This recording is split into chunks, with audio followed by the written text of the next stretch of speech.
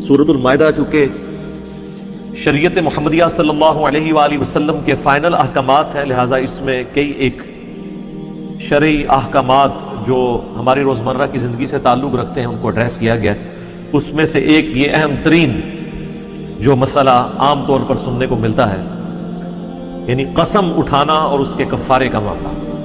اکثر آپ یہ معاشرے میں سنتے ہیں، اکثر لوگ شادی شدہ، ان کو تو عادت پڑی ہوئی ہے، وہ قسم کھا لیتے ہیں کہ اپنی بیوی کو کہتے ہیں اگر تو اپنے میکے گئی تو تجھے میری طرف سے 3 طلاق یا تو فارغ ہے۔ ظاہر بیویوں سے کوئی نہیں رکنا جانے سے، پھر وہ کہتے ہیں اب ہم کیا کریں۔ تو اس طرح کے جتنے کیسز ہیں یہ قسم کی کیٹیگری میں فال کرتے ہیں۔ اس میں یہ ہے کہ اپنی قسم کو توڑیں اور قسم کا کفارہ ادا کریں، جو سورۃ المائدہ کی آیت نمبر 89 میں ہم انشاءاللہ کور کریں گے، اور آئندہ کے لیے اس طرح کی حرکتیں کرنے سے توبہ کر لیں۔ الگ سے کوشچن آنسر سیشنز کے اندر میری کافی ڈیٹیل ویڈیوز قسم، منت، اس کے کفارے کے اعتبار سے ریکارڈڈ ہے، کیونکہ قرآن کلاس بھی متقاضی ہے کہ ہم اس طرح کی چیزوں کے اوپر بہت تفصیلی گفتگو نہ صحیح لیکن کم از کم اجمالی گفتگو ضرور کریں۔ سورۃ المائدہ کی آیت نمبر 89 کور کرنے سے پہلے، جس میں قسم کا کفارہ بیان ہوا ہے، یہ 2 ٹرمنالوجیز جو یوز ہوتی ہیں ان کو آپ سمجھ لیں، ایک ہے قسم اور ایک ہے منت۔ منت ہی کے لیے نظر کا لفظ بھی استعمال ہوتا ہے عربی زبان میں۔ قسم یہ ہے کہ آپ اللہ کی قسم کھا کر کوئی بات اپنے اوپر مستقبل کے لیے پابند کر لیں کسی بات کا۔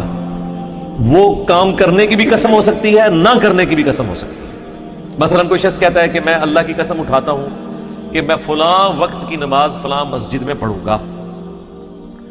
اب اگر وہ اس وقت کی نماز اس مسجد میں پڑھنے سے کامیاب نہیں ہوتا، یا وہ کہتا ہے جماعت سے پڑھوں گا اور جماعت سے نہیں پڑھتا، یا پڑھتا جماعت سے ہے لیکن ایک رکعت بھی اس کی فوت ہو جاتی ہے، تو وہ گویا اس کی قسم ٹوٹ گئی، اب اسے کفارہ ادا کرنا ہوگا۔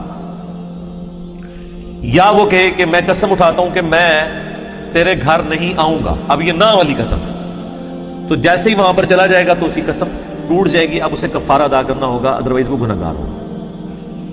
اسی طریقے سے اکثر جلاد قسم کے جو خامند ہیں وہ اپنی بیویوں سے کہتے ہیں کہ اگر تو اپنے بھائی سے ملی یا فلاں بہن سے ملی یا فلاں رشتہ دار سے ملی تو تجھے میری طرف سے 3 طلاق۔ اب اس کیس میں مسئلہ ہوگا کہ اگر وہ مل لیا اس نے یا اس گھر چلی گئی، اب اس کی ریمیڈی کوئی ممکن نہیں ہے، بیوی فارغ ہمیشہ کے لیے۔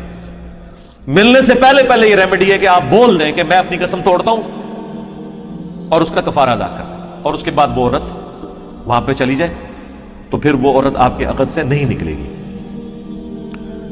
تو یہ وہ والی قسم ہوگی۔ اس طرح کے عموماً سوالات پوچھنے میں آتے ہیں، وہ سارے کے سارے قسم کی کیٹیگری میں فال کرتے ہیں۔ دوسری چیز ہے منت یا نظر ماننا۔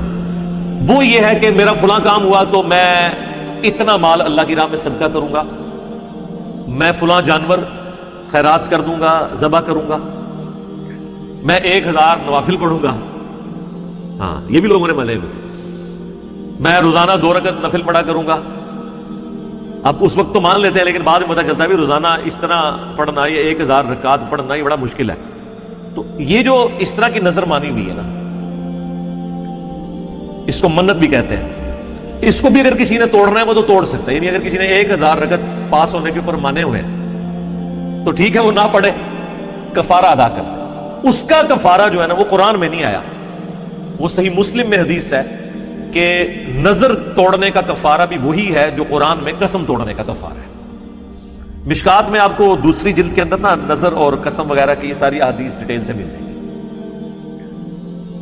صحیح مسلم میں یہاں تک حدیث موجود ہے، نبی علیہ السلام نے فرمایا کہ نظر جو ہے نا، اللہ کی نافرمانی میں کوئی نظر پوری نہیں کرنی، اگر مانی بھی ہے تو وہ توڑنی ہے اور اس کا کفارہ ادا کرنا، اور نہ کوئی ایسی نظر مانو کہ جو تم پوری کر نہیں سکتے۔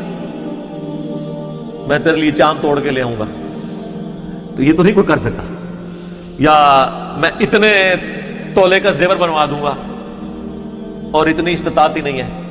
اس طرح کی جو نظر مانی ہوئی ہے نا، تو صحیح مسلم میں حدیث ہے، نہ ایسی نظر پوری کرو جو اللہ کی نافرمانی میں ہے، اور نہ ایسی نظر مانو کہ جو تم پوری نہیں کر سکتے۔ نافرمانی میں عموماً فلاں دربار پہ اگر میرا بیٹا ہوا تو فلاں دربار پہ میں جا کے 5 سال کی عمر تک اس کے بال نہیں کٹواؤں گا اور وہ جتنی چٹیا ہے وہ جا کے ریموو کرواؤں گا، تو یہ حرام ہے۔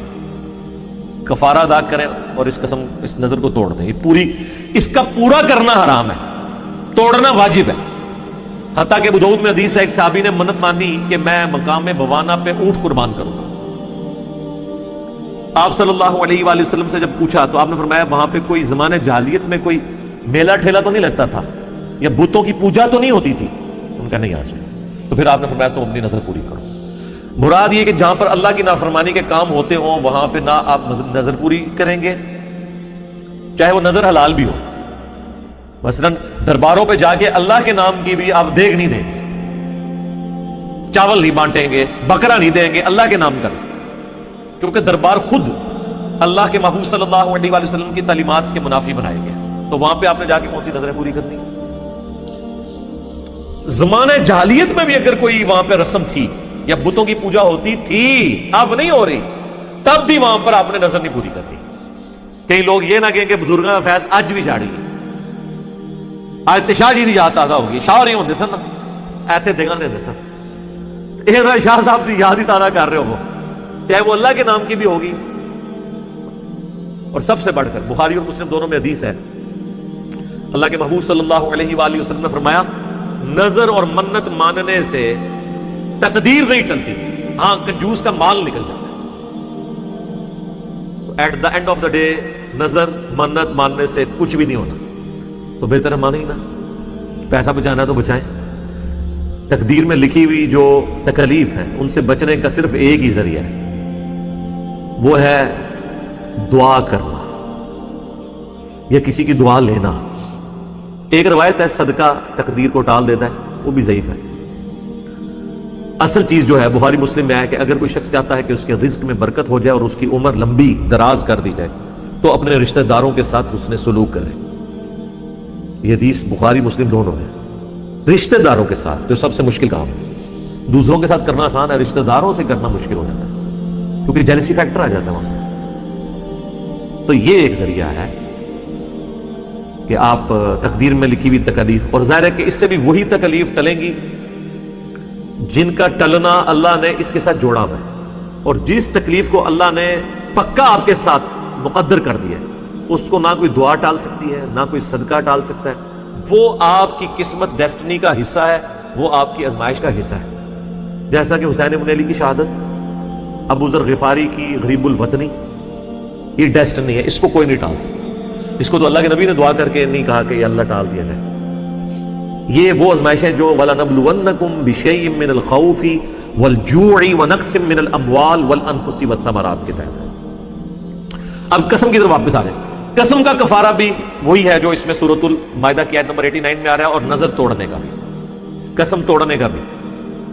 قسم کے بارے میں بخاری مسلم میں حدیث ہے، اللہ کے محبوب صلی اللہ علیہ وآلہ وسلم نے فرمایا کہ بعض اوقات میں کسی معاملے میں قسم کھا لیتا ہوں کہ فلاں شخص کو مال غنیمت میں مال نہیں دوں گا، بعد میں مجھے احساس ہوتا ہے کہ نہیں یار میں نے غلط قسم کھائی ہے، یا وہ حقدار ہے، یا وقتی غصہ تھا، میں اپنا قسم کو توڑ کے اس کا کفارہ ادا کر دوں گا اور میں اسے وہ مال دے دوں گا۔ اور حضور ایسے کرتے تھے۔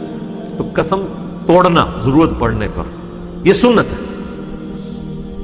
بخاری مسلم میں حدیث ہے، اللہ کے محبوب صلی اللہ علیہ وآلہ وسلم نے فرمایا اپنے آباء و اجداد کی قسمیں نہ کھاؤ، ماں باپ کی قسمیں نہ کھاؤ، قسم کھانی ہے تو صرف اللہ کی کھاؤ یا خاموش ہو۔ تو اگر کوئی شخص غیر اللہ کی قسم کھائے گا نا، وہ قسم اسٹیبلش ہی نہیں ہوگی۔ اکثر کہتے ہیں نا منو میری ماں دی قسم، منو میرے بچیاں دی قسم، تو سمجھ لے وہ قسم ہے ہی کوئی نہیں ہے، وہ ہے بھی جھوٹا ایڈا قسم پہ کھانا جائے، وہ قسم دکھا ہی کوئی نہیں دے رہا، ٹھیک ہے نا، وہ قسم نہیں ہوگی۔ جامعہ ترمذی میں حدیث ہے کہ جس نے غیر اللہ کے نام کی قسم کھائی اس نے شرک کیا۔ یہ وہ شرک جلی نہیں لیکن چھوٹے والا شرک ہے۔ جس طرح کہ مسند احمد میں حدیث ہے جس نے دکھلاوے کے لیے روزہ رکھا شرک کیا، جس نے دکھلاوے کے لیے نماز پڑھی شرک کیا، جس نے دکھلاوے کے لیے صدقہ کیا اس نے شرک کیا، یعنی وہ چھوٹا شرک ریاکاری، یہ بھی وہ والا۔ تو آپ کھا نہیں سکتے اس طرح کی قسم۔ کوئی شخص یہ قسم کھائے کہ جی میں نبی صلی اللہ علیہ وآلہ وسلم کی قسم بھی آپ نہیں کھا سکتے۔ قرآن کی قسم جو ہے نا یہ کھائی جا سکتی ہے، جواز کیا تھا کیونکہ قرآن اللہ کی صفت ہے۔ قرآن غیر اللہ نہیں ہے اس اعتبار سے، کیونکہ وہ اللہ کی صفت ہے، غیر مخلوق ہے، اللہ کا کلام ہے، اور کلام متکلم کی صفت ہوتا ہے۔ جیسا کوئی کہ مجھے اللہ کی رحمت کی قسم، تو ظاہر سے کوئی بھی غلط نہیں کہے گا۔ تو اسی طریقے سے مجھے اللہ کے کلام کی قسم، تو وہ غیر اللہ نہیں ہے، اللہ کی صفت ہے۔ لیکن پیغمبر جو ہے وہ مخلوق ہے، مخلوق کی قسم نہیں کھا سکتے۔ تو باقی یہ جو بزرگوں کی قسمیں کھانا، ماں باپ کی قسمیں کھانا، یہ جذباتی ہے، اس چیز کو اسلام میں بالکل پسند نہیں کیا گیا۔ اور جب غیر اللہ کی قسم ہوگی تو وہ قسم اٹھانا تو گناہ ہے، وہ اسٹیبلش بھی نہیں ہوگی۔ اس طریقے سے بعض اوقات وہ لوگ کہتے ہیں کہ جی وہ قرآن پہ حلف دے دو، اور بعض لوگ کہتے ہیں جی نہیں قرآن کو بیچ میں سے نکالو، جی قرآن اس لیے تو نازل نہیں ہوا۔ بے شک قرآن اس لیے نازل نہیں ہوا، تو قرآن اس لیے بھی تو نازل نہیں ہوا تھا کہ آپ پڑھ کے لوگوں کو بخشیں اور قرآن پہ عمل نہ کریں، وہ بھی تو آپ کر رہے ہیں نا۔ تو جب کبھی اگر کوئی شخص کسی انصاف کے تقاضے کے طور پر آپ سے قرآن پہ ہاتھ رکھنا یا قرآن کی قسم اٹھانا یا قرآن کو سامنے رکھ کے بات کرنا ڈیمانڈ کرے، تو قرآن خود اسی لیے نازل ہوا ہے کہ انصاف کو قائم کیا جائے۔ اب اگر کوئی یہ شخص سمجھتا ہے کہ قرآن پہ ہاتھ رکھو گے تو میں تمہاری بات کا یقین کروں گا، تو یہ کوئی قرآن کی توہین نہیں ہے، وہ قرآن کی اور اللہ کی تعظیم ہی کرنا، اور اس کو یہ باتیں نہیں کرنی چاہیے، کیونکہ یہ اکثر اوقات جن لوگوں نے جھوٹ بولنا ہوتا ہے نا وہ اس سے پیچھے ہٹ جاتے ہیں۔ اچھا ان سے اللہ کی قسم اٹھوا لیں وہ ہلکی اٹھا دیتے ہیں، لیکن قرآن پہ نہیں ہاتھ رکھتے، قرآن دی باہر پوے گی، اللہ دی باہر نہیں پوے گی۔ دیکھیں نا انلوجیکل باتیں، یعنی قرآن پہ ہاتھ رکھ کے جھوٹے بولتے ہیں، ویسے جھوٹ بول رہے ہیں، تو ویسے جو آپ جھوٹ بول رہے ہیں تو وہ اللہ تعالیٰ گواہ نہیں ہے آپ کے جھوٹ کے اوپر، تو وہ پھر جذباتی۔ اچھا یہ پوری دنیا کی عدالتوں میں ہوتا ہے، آپ چلیں جائیں امریکہ میں، یورپ میں، وہاں پہ بھی اگر آپ مسلم ہیں تو وہ قرآن پہ حلف لیتے ہیں، کرسچن ہیں تو وہ اس پہ بائبل کے اوپر حلف لیتے ہیں، اس پہ کوئی قرآن کی توہین نہیں ہے۔ لوگ کہتے ہیں نا کہ توہین ہو جائے گی، یہ ہو جائے گا، وہ ہو جائے گا، اس طرح کرنے سے کوئی توہین نہیں ہوتی ہے۔ کوئی ڈیمانڈ کرے تو اٹھانے میں کوئی مسئلہ نہیں۔ امام جعفر الصادق بن محمد باقر رحمہ اللہ کے بارے میں ایک بڑا مشہور واقعہ ہے، انہوں نے کسی کو 5 دینار 5 سونے کے سکے قرض دیا تھا، تو جب ڈیمانڈ کیا تو اس نے آگے سے جھوٹ بولا کہ میں نے آپ سے کوئی قرض لیا نہیں ہے۔ تو وہ معاملہ عدالت میں گیا تو قاضی کے سامنے اس نے یہ کہا کہ اگر آپ واقعی سمجھتے ہیں کہ میں نے آپ سے 5 دینار قرض لیا ہے تو آپ اللہ کی قسم اٹھا کے گئے، اور وہ یہ ایکسپیکٹ کر رہا تھا کہ یہ 5 سکوں کے پیچھے قسم نہیں اٹھائیں گے، اتنی بڑی ہستی ہے تو میری بھی جان چھوٹ دے گی۔ لیکن مسئلہ یہاں پہ قسم اٹھانے یا نہ اٹھانے کا نہیں تھا، ان کی کریڈیبلٹی کا مسئلہ تھا۔ خیر انہوں نے اپنی کریڈیبلٹی کا مسئلہ بھی نہیں سمجھا، انہوں نے کہا میں اللہ کی قسم اٹھاتا ہوں تو نے 5 دینار مجھ سے لیے، تو جب اس کی ڈیمانڈ تھی قسم اٹھائیں تو میں مان لوں گا۔ انہوں نے وہ اٹھائی تو وہ پھر دوسری طرف چل پڑا، کہتے جی آپ نے 5 سکوں کے پیچھے قسم اٹھائی، تو انہوں نے کہا میں نے اگر میری قسم اٹھانے سے تو 5 حرام کے سکے کھانے سے بچ گیا تو میں نے تو تیری آخرت بچائی ہے، باقی میں نے قرضہ تجھے اللہ کے لیے معاف کیا۔ لیکن یہ پورا ایپیسوڈ کرنے کے بعد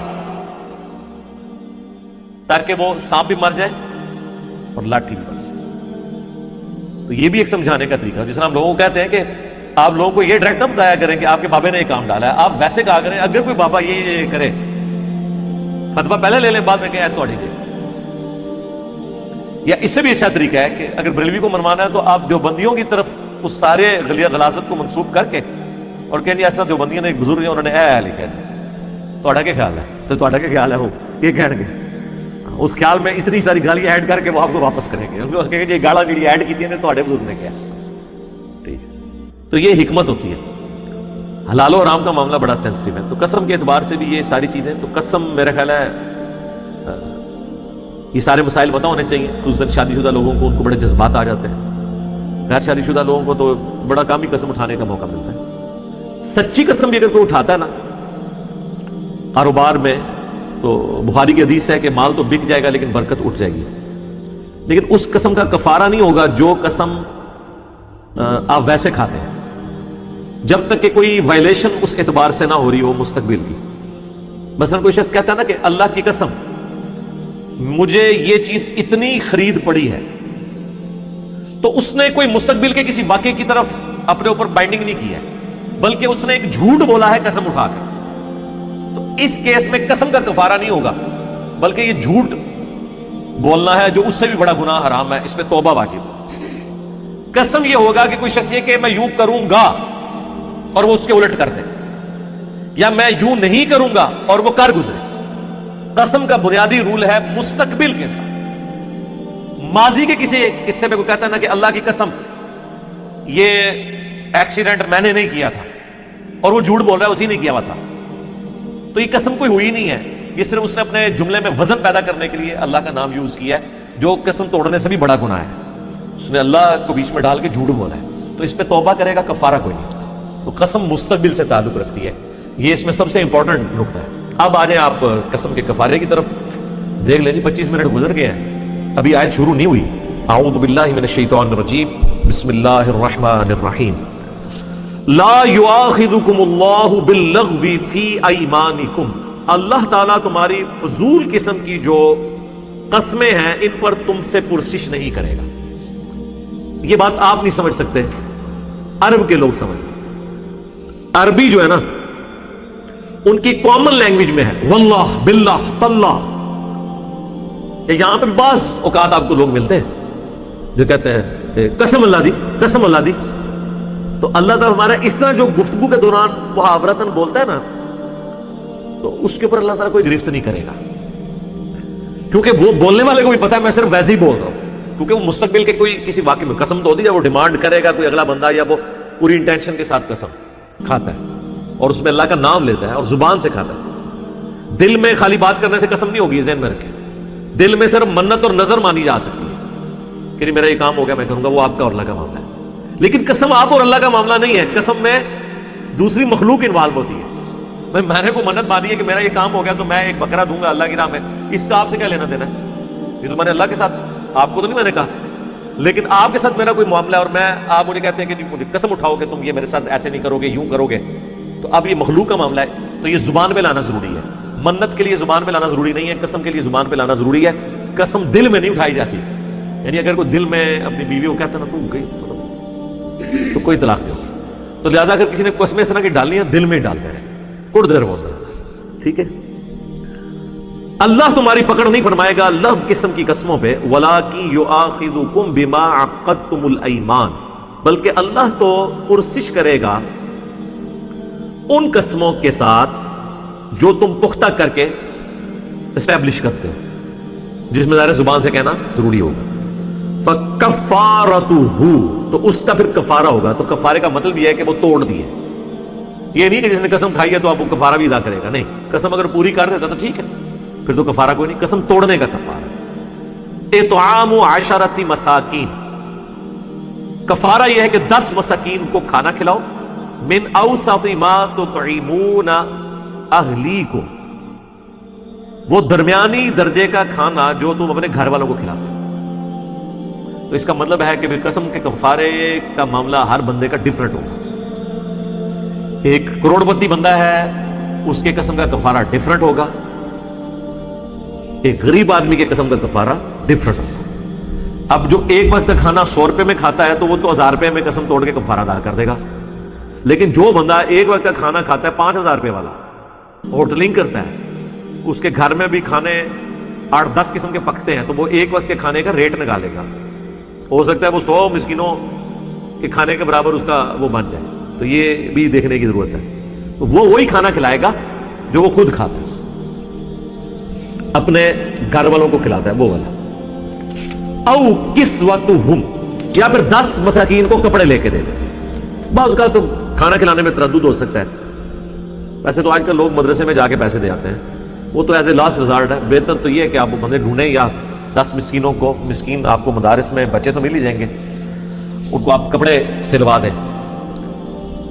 تو یہ دونوں میں آپ کے پاس اختیار موجود ہے. اور تیسرا او تحریر رقبہ، یا ایک غلام آزاد کرنا. اب غلام والا سسٹم تو obsolete ہو چکا ہے. ہمارے پاس تو پہلے 2 آپشن ہیں. ان تینوں میں ہے او، یہ کرو یا یہ کرو یا یہ. چوتھا آپشن کوئی نہیں ہے. پہلا کیا ہے؟ 10 مساکین کو وہ کھانا کھلانا جو آپ خود کھاتے ہیں، یا 10 مساکین کو کپڑے خرید کے دینا، یا پھر غلام آزاد کرنا. آپ کو غریب آدمی بھی تو قسم کھا سکتا ہے نا میرے جیسا. اس کے لیے اللہ نے کہا ہے کہ جو غریب آدمی جو افورڈ نہیں کر سکتا، فَمَن لَّمْ يَجِدْ، جو یہ نہ پا سکے، فصیام ثلاثۃ ایام، تو وہ 3 دن کا روزہ رکھ لے، تو یہ اس کے ایکویلنٹ ہو جائے گا۔ 3 دن کا روزہ رکھ لے تو اس کا وہ پھر کفارہ ادا ہو جائے گا۔ ذالک کفارۃ ایمانکم اذا حلفتم، یہ کفارہ ہے تمہاری قسموں کا جب کہ تم قسم اٹھا بیٹھو، اور اس کے اندر امپلائڈ ہے کہ وہ اٹھانے کے بعد توڑ دو یا توڑنا چاہو۔ واحفظوا ایمانکم، اور حفاظت کیا کرو اپنی قسموں کی۔ کوشش تو یہ کرو کہ اگر واقعی تم نے کوئی جانور کوئی اس طرح کی قسم کھائی ہے تو اس کی حفاظت کرو، لیکن یہ حفاظت ان قسموں کی ہے جو آپ نے کوئی انسانوں والی قسمیں کھائی ہوئی ہیں، جو گھنڈوں والی آپ نے قسمیں کھائی ہوئی ہیں، زبردستی کسی کے ساتھ زیادتی کرنے والی، تو وہ تو اس کو تو توڑنا چاہیے۔